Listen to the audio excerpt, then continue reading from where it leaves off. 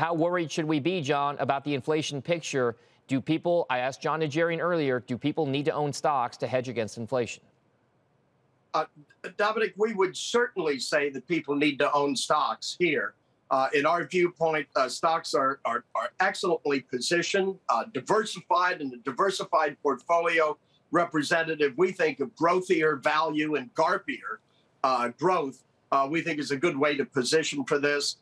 In the fourth quarter, what we've seen is technology, consumer discretionary, and materials have been the best performing sectors in this fourth quarter thus far. And we think that that's the way we need to roll, considering where the economy is moving towards the next new normal. Inflation should be, the T word. Well, we have to say we think inflation will come down next year as the supply chains begin to heal better. You know, it's interesting, John. Going back to the early days of my Wall Street career, back during the dot-com era, people referred to GARPier type things, growth at a reasonable price. But back then, it was hard to find growth at a reasonable price being the key. And then today, a lot of people complain about finding growth at a reasonable price. Where is there the reasonable price in the market?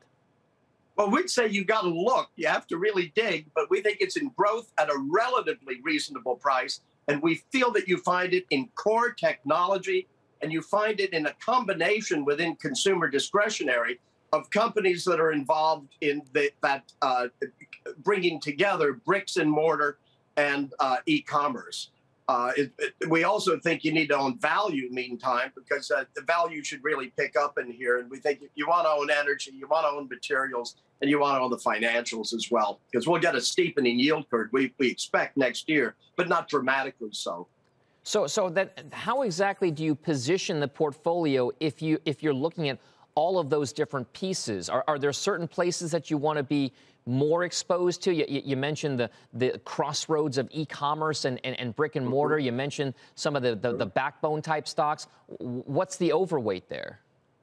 Well, Dominic, what you want to consider in that overweighting, for instance, in technology, you really want to own the chips.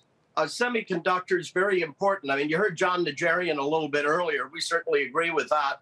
And then your guest who was talking about the metaverse ties that all in together. The metaverse may be a little bit early for investors to look at this point, for more conservative investors. But at this point, what we like to say is you want those core technology names that are every day in your life. And because I manage money for the firm, Oppenheimer does not want me disclosing individual stocks that we own at this time. But what I can tell you is they're the names. Just think of the names that you're familiar with, and the ones that are profitable, that have excellent cash flow, and that bring innovation to the table, whether it's through acquisitions they make or expanding the services that they offer. So, John, if inflation is not exactly as transitory, and we do think that the Fed is going to raise rates, would you now be just cyclically underweight bonds in the coming months and years? Oh, well, we have been cyclically underweight bonds in the portfolios that I manage for several years now. We have not been believers that interest rates are going to rise significantly, but we do expect them to rise to a more normal level, but within that new normal concept that we've come to live with since 2009. And as a result of that, we just think for bonds to feel comfortable, you have to be short on duration, or you have to look for bonds that within credits that have an opportunity to see the credit rating improve and some potential for capital appreciation, because the coupons just don't satisfy our need for growth.